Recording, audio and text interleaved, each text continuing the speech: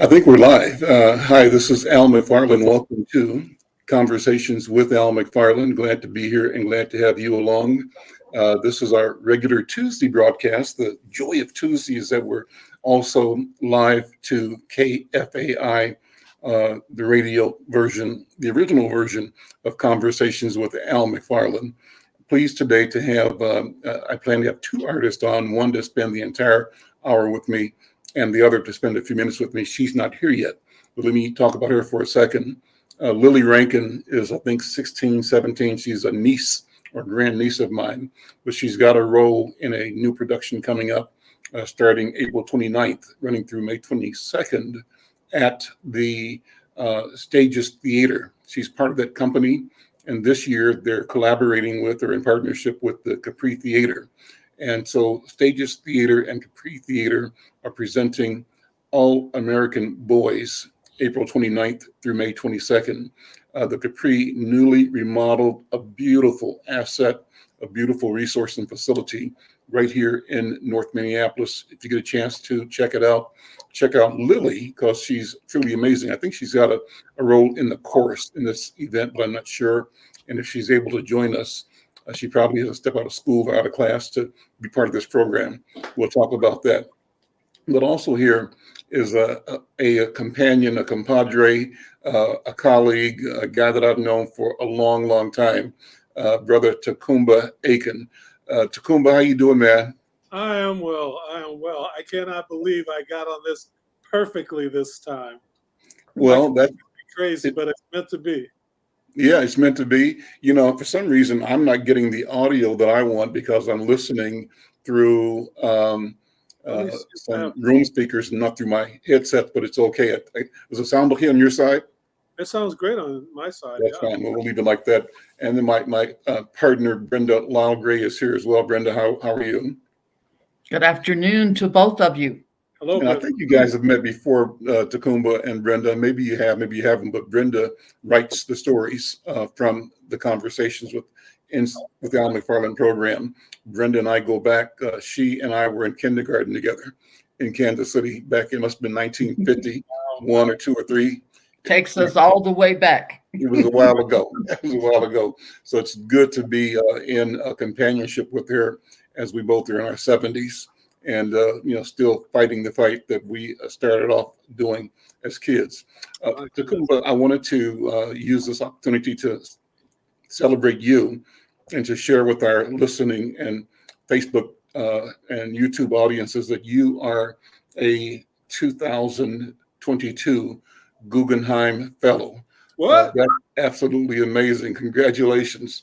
I have the press release up here. I'll just say the opening of the press release says that the Board of Trustees of the John Simon Guggenheim Memorial Foundation announced on April 7th, 2022, the recipients of the 97th Guggenheim Fellowship competition.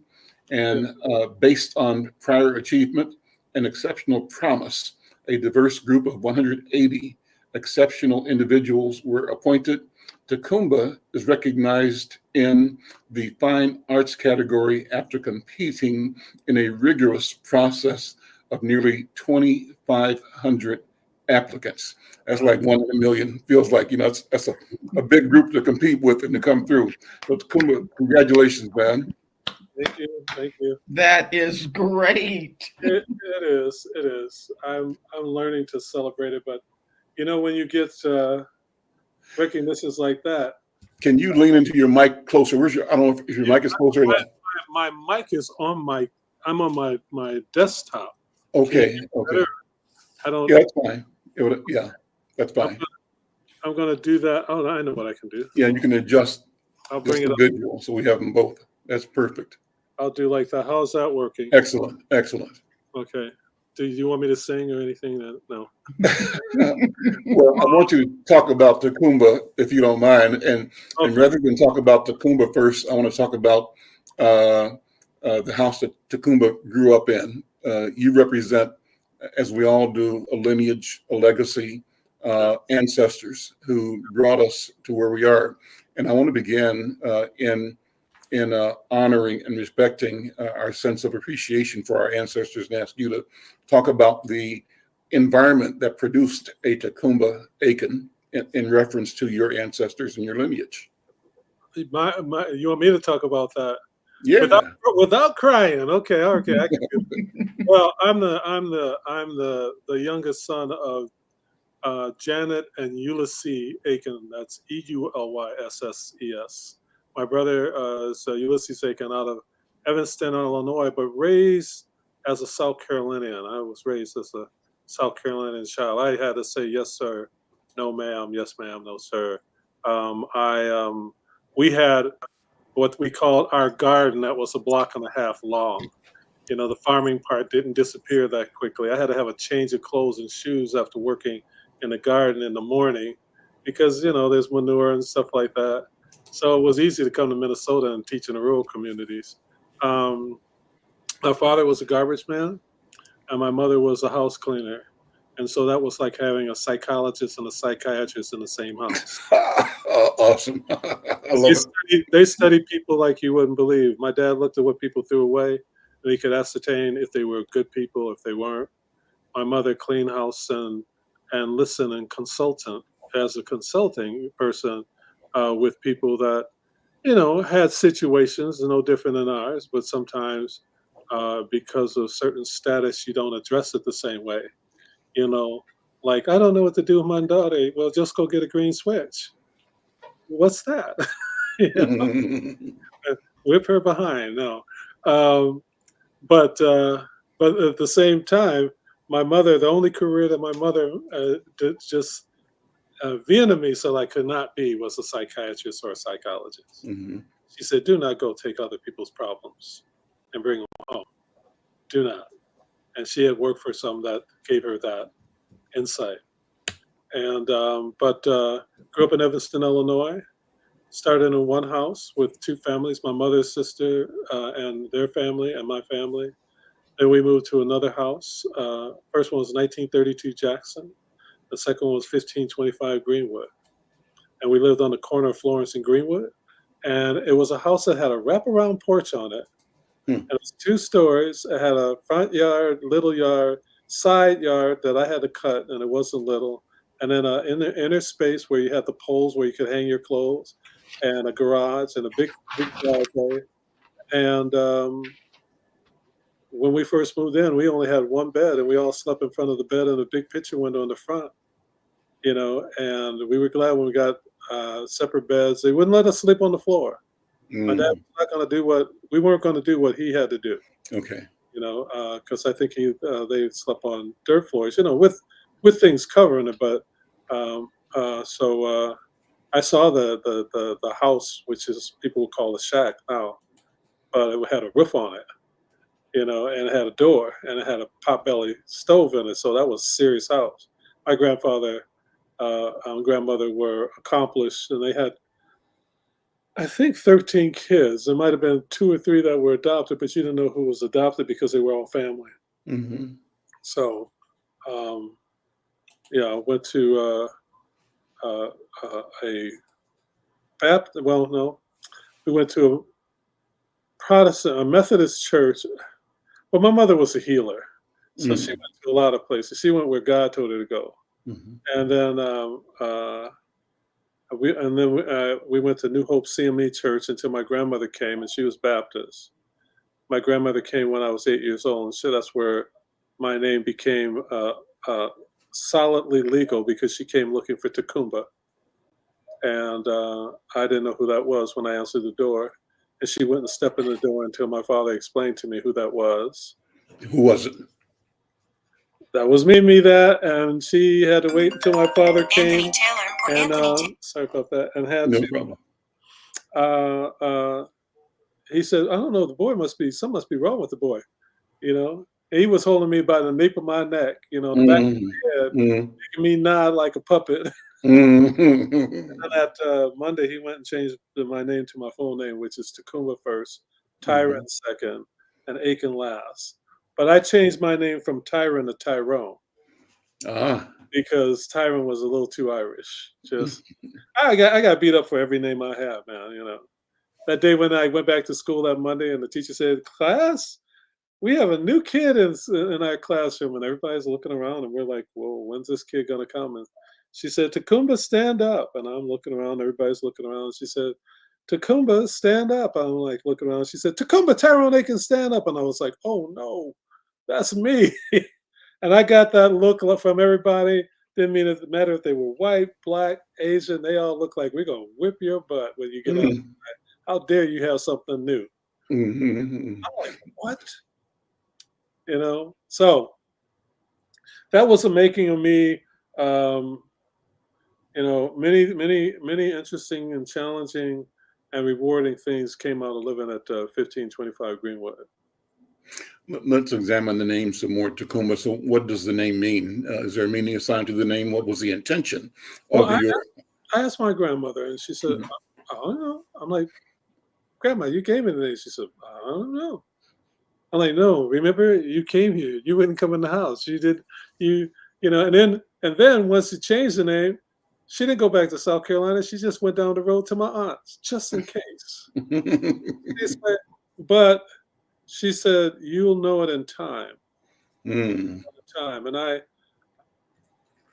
like the way I put it on paper, mhm, you know, and I had to make it up phonically, TA.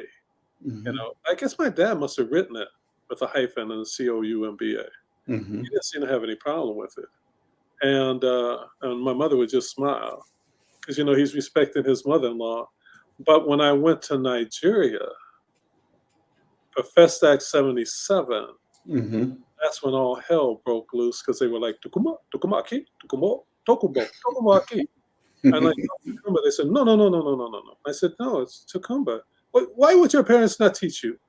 Why would not they teach you who you are? And I'm like, excuse me, you're getting into some deep stuff here now, And they were saying, no, you don't know what it means. I'm like, what? I don't know. Tell me what you think it means. He says, no, I know what it means.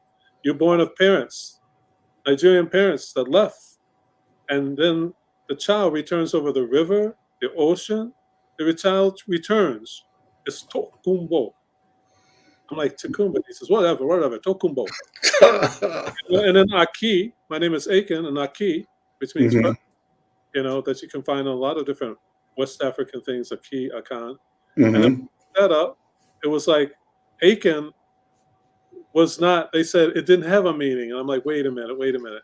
And they said it's a derivative of Adam. Mhm, And Aki means first. mhm, So talk about ancestors not letting me loose. mhm, So I'm, I've returned, the child that returns. And I mhm, did return before. I don't think my brother has been to Africa yet. mhm. I returned back. I was the first one to return from my family.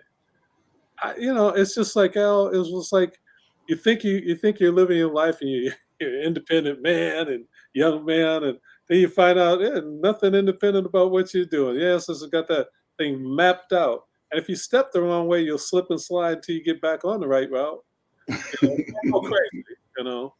Uh, yeah, I might have gone crazy, but it gets in my work better than anything else.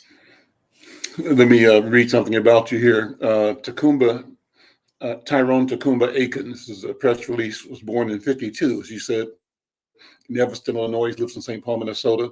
Since 75, he's created works on canvas, paper, clay, glass, and metal in a style he calls superlative realism. And Yes. I'm quoting you, open quote, "I create my art to heal people and their communities by evoking a positive spirit." Aiken, who in addition to the Guggenheim Fellowship is a recipient of numerous awards, including the Pollock Krasner Foundation, the Gottlieb Fellowship, the Bush Visual Arts Fellowship, Knight Arts Challenge Grant, and he's listed in the Guinness Book of World Records and was selected to attend Festac 77 in Lagos, Nigeria. That's what you're talking about. Um, Yes. the Walker Art Center recently acquired some of your artwork or one of your artworks. Other public collections include McKnight Foundation, Cesar Pelli's Minneapolis Central Library, Augsburg University, Hagfort Center, Bush Foundation, St. Paul Foundation, the Spirit Museum, Absolute Vodka, and they've got a collection called Absolute Aiken in Stockholm, Sweden. That's a lot. That's That's a lot. That's a a lot. little bit. They only give you so many words, and I was like, I'm glad that it could be shortened. You know, I'm blessed. I'm really blessed. But when you do something, you only do it for that moment, Yeah. and you move on. You know, at least I do. Mhm. I get scared if I stand still. Mhm. Because then I'm a target already. But a standstill target? No, I'm more in the guerrilla warfare business. You know, but people look at me and say, "War? Well, he's not at war. He's calm and he got everything." I don't know, no. Not until everybody has the opportunity to have everything, or at least what they deserve. I'm not settling. I Gotcha. just can't. So When did the knowledge of your being an artist come to you? When did you discover in a conscious way? I'm sure you were probably artistic as you were being born or before, but when did it dawn upon you that you had a gift? when my father wanted to throw all my stuff away at 6 years old, and Well, my mother and he and I had a discussion by the garbage can with the board in his hand. mhm, My mother showed up and said, Ulysses, and here's a big 5'8" strong man, hands bigger than mine, like shovel, mhm, and he just sunk his shoulders down and said, "Yes, Janet," and they had a discussion, and they had me do an exhibition in the basement for 3 days, hmm, Friday, Saturday, and Sunday. And now that's a tricky thing because Sunday, as I knew it, when you work on Sunday and it's not for the Lord, you're going to hell. hmm, And they just assigned this Sunday as one of the days that I was going to do this. And my mother was quite clear about it. And, he was like, okay. But I did that for 3 days, took 2 to 3 months to put it together. And my father realized he was letting people in his house. You know, he wanted to cancel it at any time, but it was like, we gave him my words. And I did a show, and people came from all over because I did a flyer. I think there mhm, were 8 flyers. But then when they were run off in school, those are the things that you usually do: your math formula assignments and the different things, add, addition, and stuff mhm, like. And the teachers got a hold of what I was doing, and then I did a drawing, and then I did some letters, and then they made it into the flyer. But the rule was when you use that machine in school, teacher had to mimeograph machine. give me a grass, yeah, with the oil the Yep. oil, the alcohol bottle, Right. um, and you turned it. And sometimes then they had a way they would turn themselves, but they just flip them out, flipping out, flipping out. And so you had to make 50, or you couldn't use the machine. But that was no problem when you're doing, math problems or spelling, sheets and stuff. So, but on the bottom it says, take one, make copies, give to friends. That's what they wrote. Mhm, I don't know where those things went, but every teacher had a friend that was a teacher that had a friend with a teacher in Evanston or Chicagoland area. And I was sitting in my kitchen for supper, which is a nondescript time, but don't disturb the Aikens at supper, right? mhm, People lining up on the side. My window looked out at the side of the house, and then when I saw they had my drawing, like a pen and ink drawing, looked mhm. like animals connected together in pen and ink. I made the mistake of paying attention to that for about a second, and my dad said, "Boy," I'm like, "Yes, sir." I tell you, but I'm looking out there going, "What's that?" Mhm, I got my mhm, paper, and then more people lined up, and more people lined up, and they started having a conversation between them. And I might have only known 2 people in like 20 at first. And mhm, neighbors would come out, neighbors would greet people that they must have invited. My neighborhood was with Armenians and Black and Polish and mhm. just all kinds of people from different parts of the world. We were all known as the people that crossed the line. We were one block across where we were supposed to be. Okay. And so I did a show and for 3 days and made $657.36. At 8 years old. 6 years old. 6 years old. 6 years old. Amazing. Well, and I to give credit, a friend of mine's aunt who was an artist, can't remember her name. She changed the prices. I had 5 cents, 50 cents. 10 cents, 1 cent. I had a $1 one. I was a big one. I had a $1 and a dollar sign, and I knew that. I'd never seen a dollar, but I knew that in the in class that was one of the negotiating things you work up to. 10 makes a dollar, that kind of thing. But she wouldn't change those zeros because I had pictures that were this big, but I had some that were real big, but I still had a $5. Maybe I should, you know. And she changed the numbers and people paid for them. And when I went down there, it looked like it's still all of them were down there. I was almost in tears. I remember seeing people going out, but I was listening. I didn't realize how many things I had done, and my brother would just stack them right behind each other because there was no place to put them all. And were you drawing on paper or on canvas at that time? Anything my dad brought home. My dad Whatever he brought. Okay. And so, like the paint by number things that the Woolworths would have, kids would take out a couple of colors, so Woolworths would throw them away. Even though supposedly my dad wanted me to not do art, that ended up being my canvas. And I would color in with the colors that were left and just look to see if it felt right. I didn't even know what the pictures were supposed to be because I didn't get the box that showed what it was supposed to be. I just got the 3 canvas boards or 2 canvas boards and the little tubs of paint. And he said, just don't mess up anything. And I could be down in the basement. Then I was moved to the basement in the laundry room area. And then where I did the show was in the recreation area that my dad built a bar, tile floor. So you went right from cold concrete to a tile floor, a semi-wall with a window look through like you would see in a restaurant where they push out the food. And then I realized years later, my dad built all of that. So he was really an artist and a craftsman himself. He just didn't want me to suffer. He didn't want me to be broke.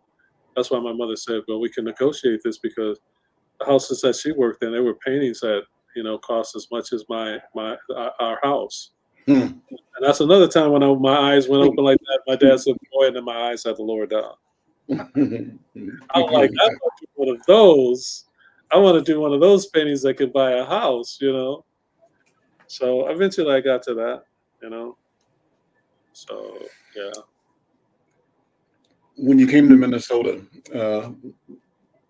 what environment did you walk into? You came here to go to school, right? Yeah, I accidentally found Minnesota and I came back to go to school. God led me up here and I just accidentally found Minneapolis School of Art and I waited that Monday to go up and see what it was about. And the lady said, portfolio? At the door. I just walked up the steep stairs and I'm like, ma'am, she says, do you have your portfolio? And I'm like, yeah. She said, where is it? I said, well, it's in the car. Now, mind you, I had a car of my dad's and I had a training license and I was just going to Madison.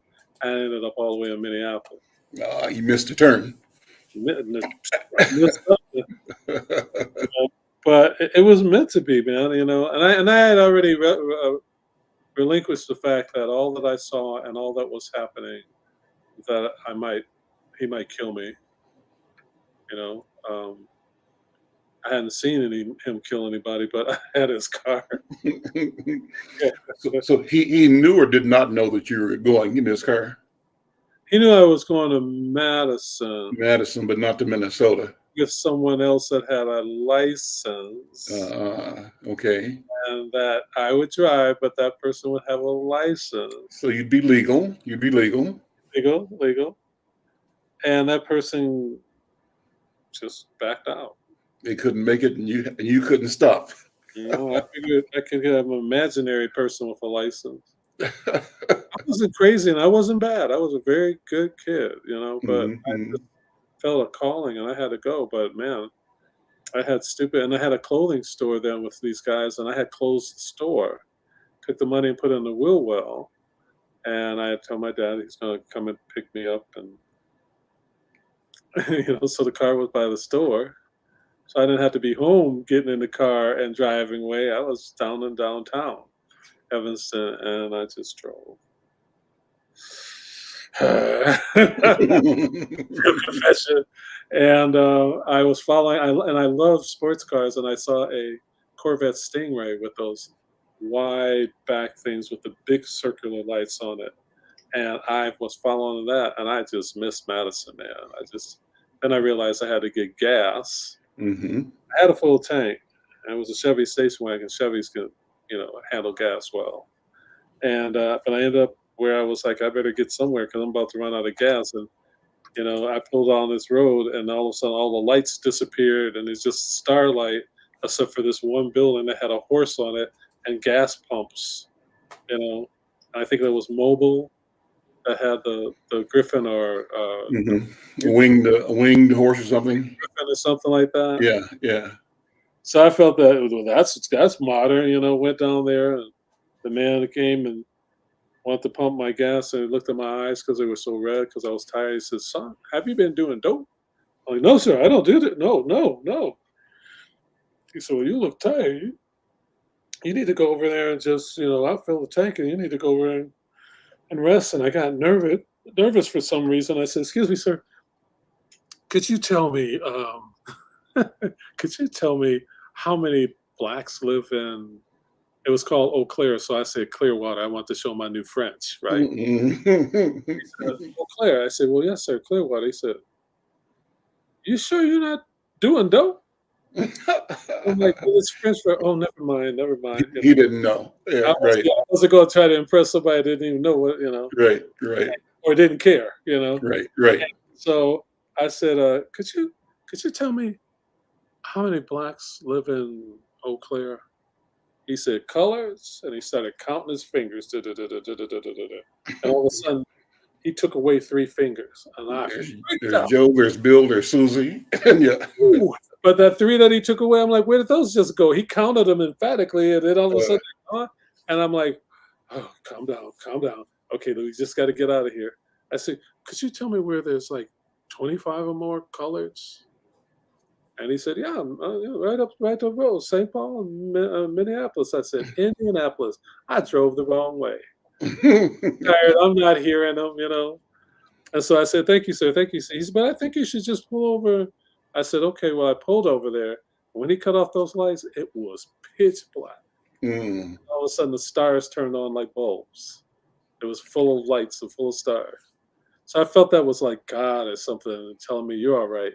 So I got back on the road, and then I finally saw the sign, St. Paul, and I saw what I considered the 2 capitals, one for the Confederates and one for the for the Union people. I was a historian. I studied all kinds of stuff, and I thought up here they haven't forgot about all of that. I don't know, man.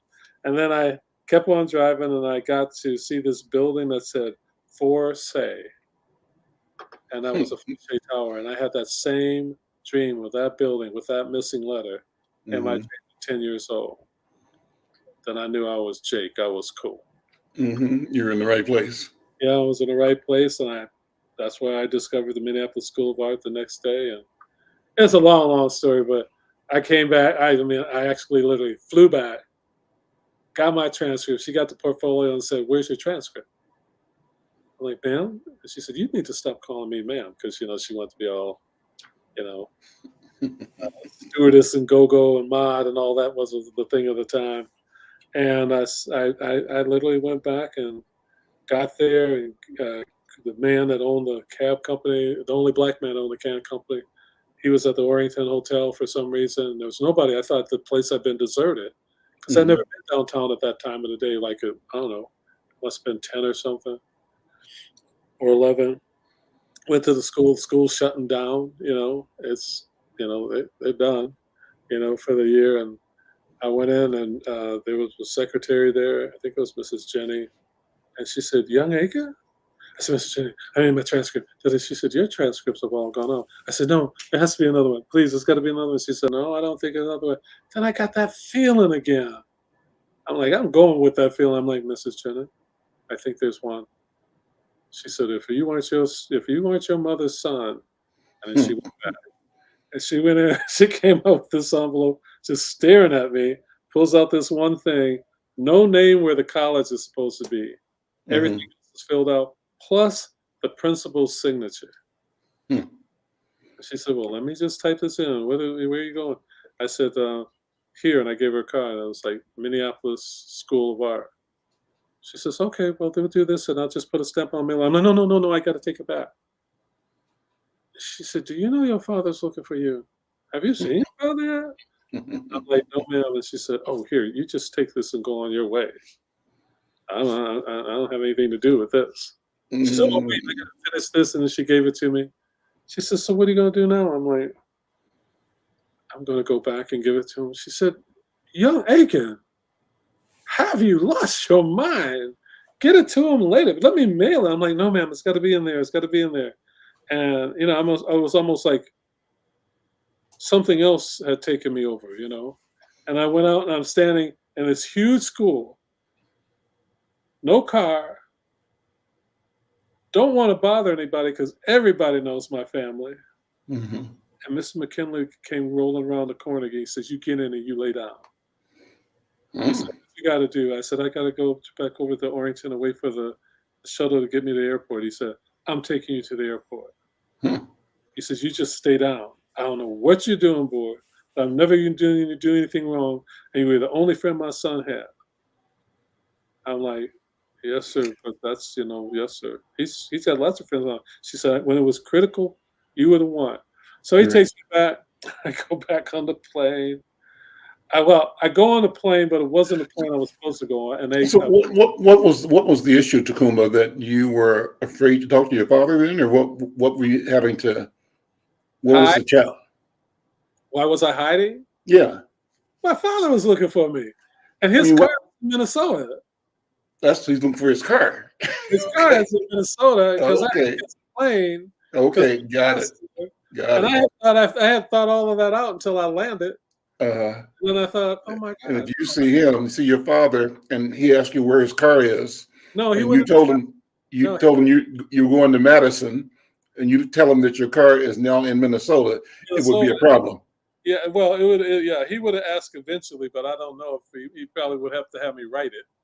You know, whip me upside my head. No, he would have wanted to hear what I had to say, because he always said, boy, you're just smarter than your age. You're just smarter than your age, you know. Mm-hmm.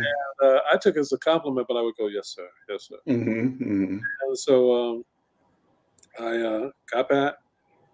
There's gentlemen that I saw on the red line coming, all businessmen. They were all drunk. I said, kid, there you are. And I always wore a suit jacket. Whenever I was out, you'll see me in a suit jacket. And they said, well, come on, and have a drink. I'm like, oh, no, I don't want to drink. He said, oh, man, look at him. You know, there's the future, you know. I had a mustache and I had an afro and I had a, suit jacket, and I had my attache case, and that's where my stuff was in. He says, you're holding that tight. I said, yeah. He said, oh, you got a good sale? I'm like, yes, sir. He said, okay. He said, well, come on, we got to get on the plane. I said, well, mine's not leaving for another 45 minutes. He said, just like that. Walked on the plane, gave the lady a piece of paper. She said, well, he says, he's with us. And he said, okay. Then I got on the plane. There's plenty of seats. Got back.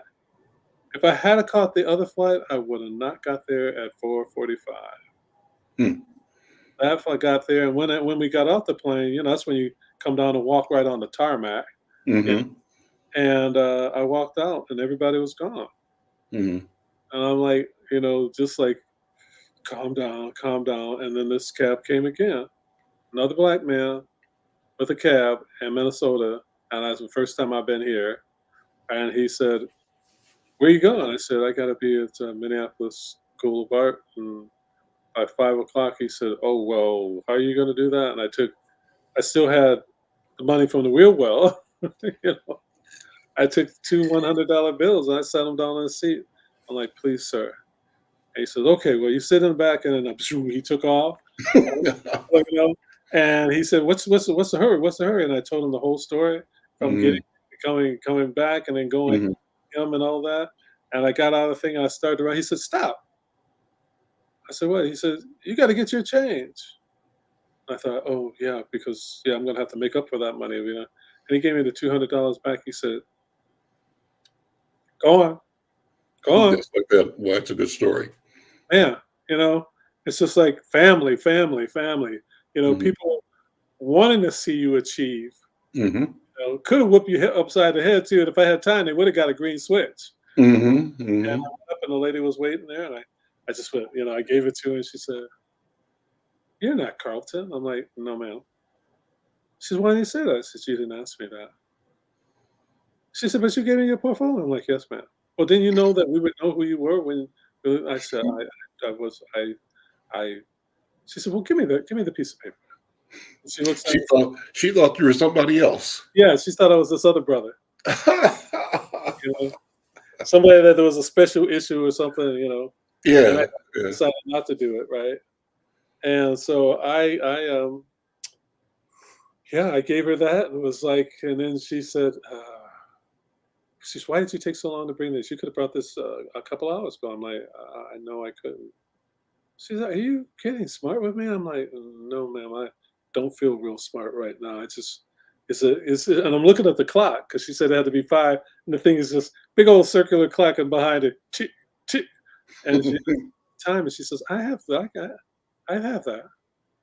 She said, I just don't know why. And she looked at it and she said, Evanston, Illinois. Well, why couldn't you bring this earlier? And I'm like, I had to go get it. Hmm. She said, yeah, but I'm saying, she says, I hate to tell them that you don't make sense. I'm like, ma'am, I had to go get it. She said, you had to go to Illinois to get this. And your car is sitting back there because you asked if you could park it there. I'm like, yes. And she said, you know what? I don't know. And I just pulled out the ticket. Showed it to her. And she looked at that and looked at the transcript. She said, oh my goodness, this is going to be a great story. You flew straight there and straight back. And she said, you know what? You're lucky because they like what you're doing. They like your work, Mr. Aiken. Now get that car out of that lot. They're going to close that fence. And I got it out, and I'm sitting there after all that accomplishment, tired, but excited, energized, and knowing I'm going to be dead when I get home. By the time I get home, they're going to pick the pine box for me because my dad he wasn't going to have it. He wasn't going to have a son of his doing all that craziness. But all he said was, is the tank full? Because he had to go to work, And it was kind of early because I got home about 2, 3 o'clock. So you drove back again that night? Oh, yeah. Oh. So you I gave myself a little nap. Drove in, flew back home, flew back here, and then drove back home. Drove back home. I stayed that first night in the hotel. Mm-hmm. And then I wandered, and that's where I found the School of Art. But yeah, that's how I got here. Then I went to the Minneapolis School. They accepted me, and I went there, and I kept on thinking, what is this nonsense, Because I'm used to dealing with adults, and they're dealing with the kids were like kids, running around doing stupid stuff. But every once in a while, I meet an artist I like, and I really like teachers like Sierra Almajani and Bernie Quick, amazing painter. All the teachers were phenomenal. I didn't know them from phenomenal in a book sense, but I saw what they did, and they showed me what they did. You call it the Minneapolis Art School. That's now the College of Art and Design. Is it the same? Or yeah. Right behind the Art Institute. Yeah. Great. I'm Al McFarlane. This is Conversations with Al McFarlane. I'm talking to a long-term friend of mine, Ta-coumba Aitkin. And Ta-coumba this month was awarded the 2022 Guggenheim Fellowship, named a Guggenheim Fellow. And he's got a lot of work, a great body of work all over Twin Cities. I have several pieces of his at the Marcus Garvey House in North Minneapolis, and a couple of pieces of his in my residence here in North Minneapolis on Thomas Avenue. Ta-coumba, it's always great to talk to you. Just the stories. There's always a magical quality, an extra dimension of the time we spend together. And so whenever we talk, our conversations can go anywhere. And as often as not, we're speaking in, at minimum, 2 worlds at the same time, the present that people agree on. But I think that somehow we are also connecting in a way that's extraterrestrial or cosmic or celestial. And I have a sense that probably throughout your life, the things you've described already, which one could call magical or are ordinary. They're not unexpected. Yeah. Go ahead. No, I was saying they're ordinary for us. They're ordinary. Yeah.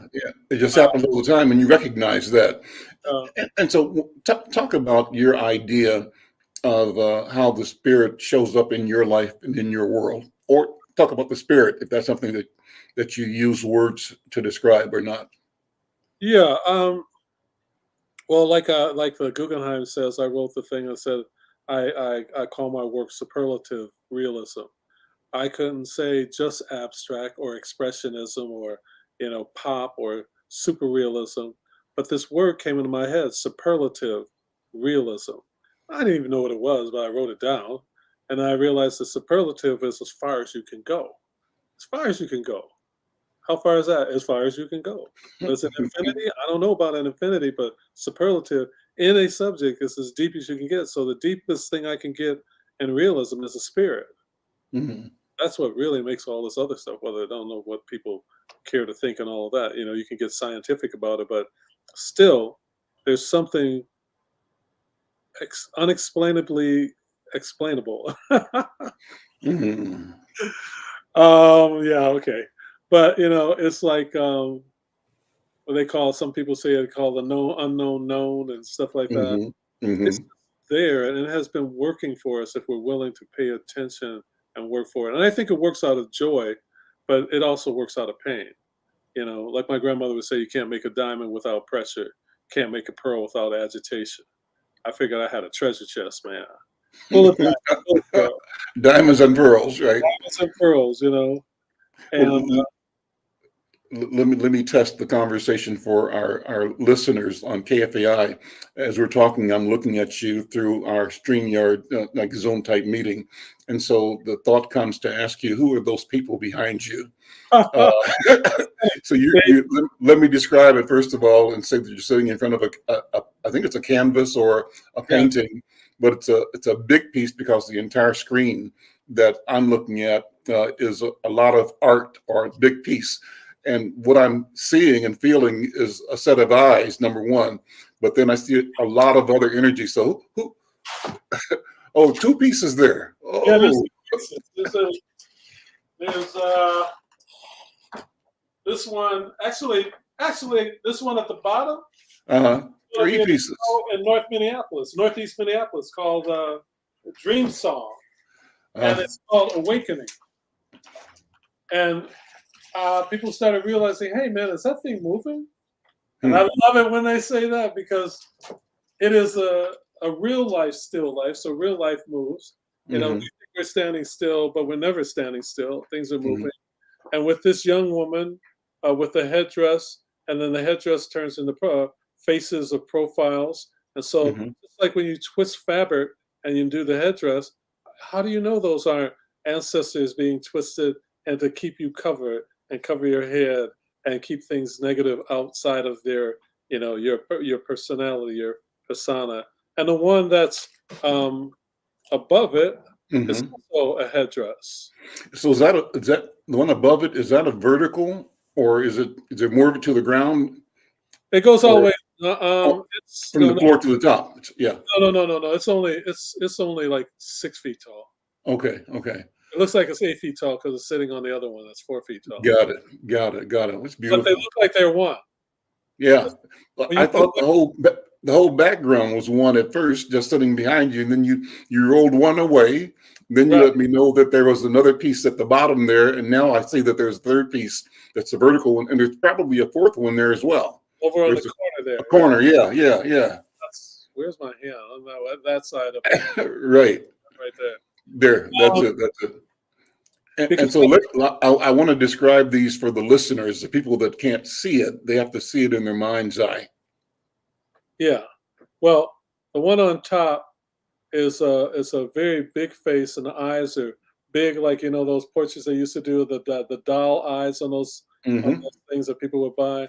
But these decided to be bigger than the face, but it looks like it fits that face, and Hmm. then the whole face is made up of multiples of colors, and also green, not just skin tones, but green and orange, that, and yellow and browns, and the headdress is similar, but it doesn't have yellow in it, and it's like the fabric and the face and the body all blend in together. It's like the fabric of life, you know. Hmm. But her eyes are serious, but then her eyes take on two different positions. They look like they're staring at you, but one's lower than the other. I mean, everybody's eyes are different. They could be a little bit lower in the eyelid, but the actual positioning of the eye is one's a little higher and lower. So if you block out one eye, it might look like there's a face starting on the other side, but it's blending into the mist dots and lines of darkness that's behind it. The one below it has like if something's radiating lines right past the face, so you don't know if that's a projection of a face or the face is there at all. And that the imagery is only on the lines. But if you ever catch the Aurora Borealis, I was looking at that like that was a movie from another planet. Wow. And and then somebody said I was crazy and came back 2 years later and said, I saw it. If you slow it down, if you twist it this way, and I'm like, oh my God, this dude is crazy. But he was a scientist, so he looked at it and tried to figure it out in another way, a quantitative way or something. I don't know, But I'm one of the things about the Guggenheim, there's scientists that are going to be there and anthropologists. I'm excited, man. I'm getting ready to study all of them, as many as I can, just to know what they're thinking and how they got there, because it might be that we were supposed to be there together. When is the event, the formal event? The formal event is on the 7th of June, and it's really interesting because I can't bring anybody with me because of COVID. 180 people times 2 would be too many, But it is for us to meet and just have dialogue. I don't know if we eat. I don't know anything about it. I just know June 7th I have to be there in New York City, and a lot of other things have been happening in my life that's kind of bringing me joy that are in New York City, and the Whitney biennials in New York City, the Fearless Artist Group having a thing in New York City. So from the 6th to the 13th, I'm going to be in New York City like I'm some kind of big time. Well, you are, yeah. But I always tell people, even though I never worked on the farm, that I'm just a poor country boy. That means you can get corn and carrots from me, but don't be asking me for no money. You were in Africa in 1977 for Festac, which was the Nigerian World Festival. You were also back maybe before that. You and I saw each other in Ghana in 1999 for Pana Fest. Had you gone in between those times back to Africa? Yeah, I've been back to Ghana several times. I haven't been back to Nigeria for Festac. That was, people are just now talking about Festac 77 because they realized it was this international conglomerate of geniuses. Yep, phenomenal. And I accept that title even for me, even though I was a youngster. But I just told somebody about something I forgot about, which should be my first aha moment, was I was a representative for a Container Corporation of America based out of Chicago, and they sent me to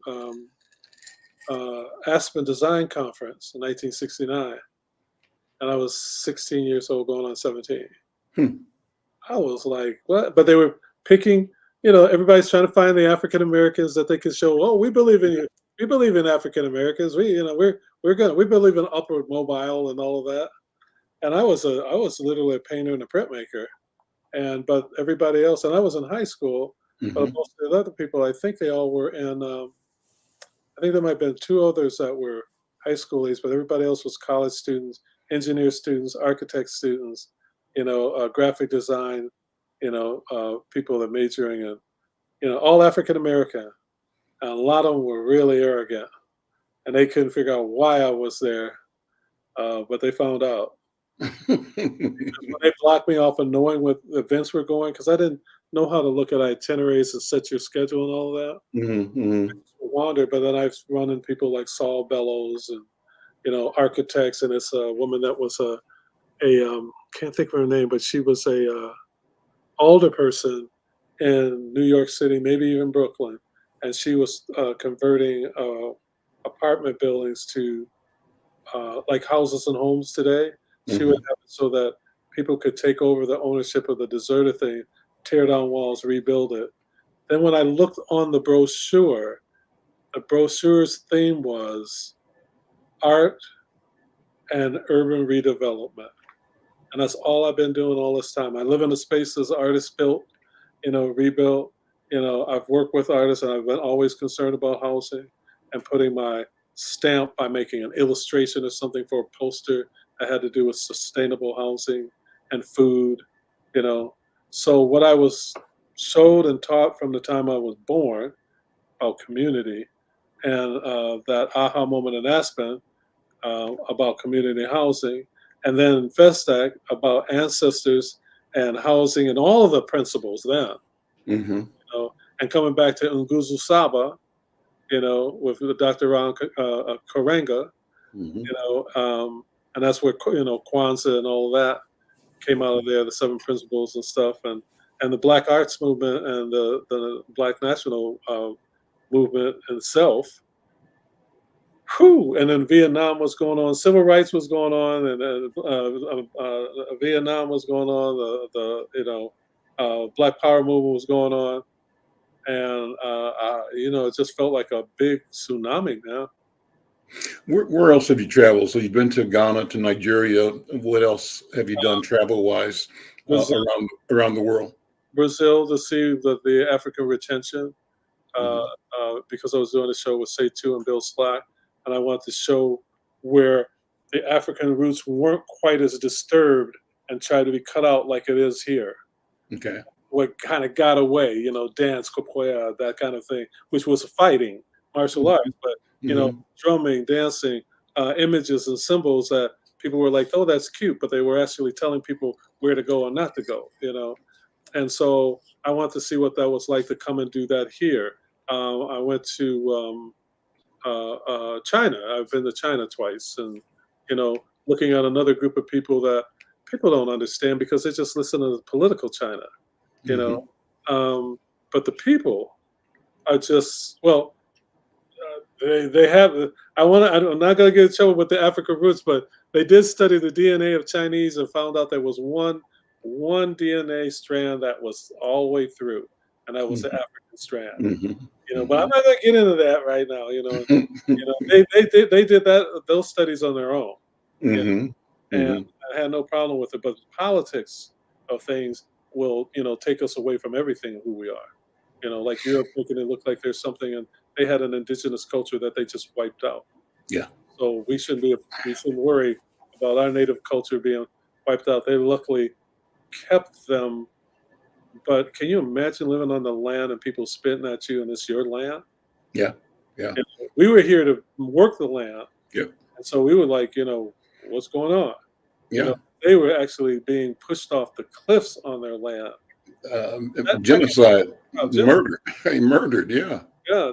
I'm like, yeah, that would mess me up a little bit, but we were snatched. Well, both of us victims of what I call the criminal enterprise. Right. And there still must be a reckoning. We're almost out of time, Ta-coumba.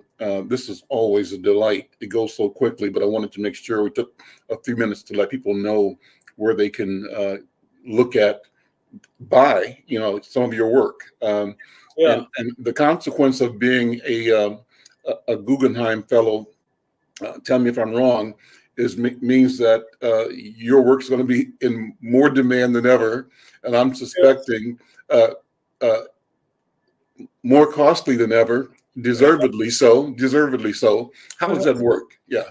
Well, the price has been going up for a long. I've been begging people to look at my work and buy it, and I've tried to create everything from first time, half off, all that kind of stuff. I did a thing with the palindrome thing of 222. And if in 22 days they could buy it for $222, and those were $500 pieces. I can't do anything now, Al. I'm putting my stuff in other people's hands for me, so I can keep doing my work. And then I can take that money, and then I can, support Rojo Collective, and I can support what Insight is saying should be supported, and I can support what Say2 is saying needs to be done, and I can create institutions. So I'm not going to try to drop the price anymore. There might have to be a collective pot or something to buy it. Some of my stuff is really, really expensive, and that's unapologetic. And I'm like, I'm not like, bring it on so I can sit there like Scrooge McDuck and, you're not even going to see. I've scared myself. I've spent so much money. I was like, ooh, what did I do? But God blessed me with something else. The Guggenheim, the next thing. I'm doing the work that my ancestors put me down here to do, and I will do that until the day I die and beyond, because we have to create institutions and have things that my kids can inherit and take and share with other people and your kids. Your kids and my kids are already working on it. That's right. That's right. That's right. That's right. Where can people see your work? Give the website address, and also if you have any exhibits coming up or events coming up. You can just write TACOUMBA.com, and you can put TA hyphen, like it's written, TA hyphen COUMBA.com, and it'll take you to my website. Any shows coming up, exhibits? I have a show opening up in Northeast Minneapolis called Dream Song. Well, the gallery is called Dream Song. You can look that up. And the name of the show is the painting that's right behind me, Awakening. All right. When does that open? The Friday the 13th, May 13th. Oh, good day. Don't believe those people that say that's a bad luck day. They just try to wait for you to turn the corner and they'll pick up your money. We got about 1 minute. Let me ask you to make a reflection on a mutual friend of ours, and that's Sun Ra. Oh, man. When I throw the name out, what's the first thing that comes to mind? Sun Ra, space is a place. He believed in listening to the tones and sounds of the ancestors, and they gave him those compositions. But he was also a man that could do bebop and hip hop and gospel and all that. But all of that led to space, where we came from, whether you want to believe it or not. But don't be listening to anybody that's telling you where you came from right now, because they don't have that much respect for where we came from. Don't believe the hype. Just believe Sun Ra. Ta-coumba Aitkin, thank you, my brother. Thank you so much. Always a pleasure talking to you. Let's do this again. And I want to, what I started doing, you were with me about a month ago. We had several artists on. I'm going to do that again, just have an artist roundtable. And spend one-on-one time with artists as well. But I think the time we share is important time. I enjoy it. Hope you enjoy it. And I think our listeners and viewers are enjoying it as well. Well, time is 2:00. I'm Al McFarlane. This is Conversations with Al McFarlane. I'm going to pass it back over to the station, to KFAI. Lady J, I believe, is on deck, and we'll see you all next week. Take care. Thank you. Thank you.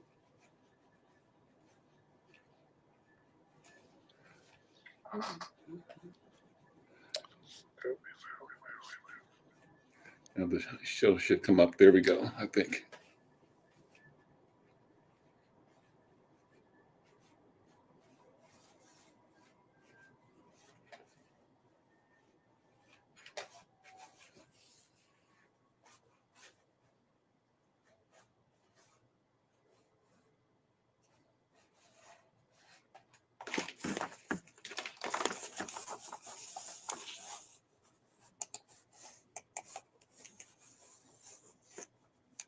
He paused for reflection. He had his mind on a dark-haired man with a tiny mustache who'd been snapping up world headlines for years. That's right, Charlie Chaplin, the silent film star who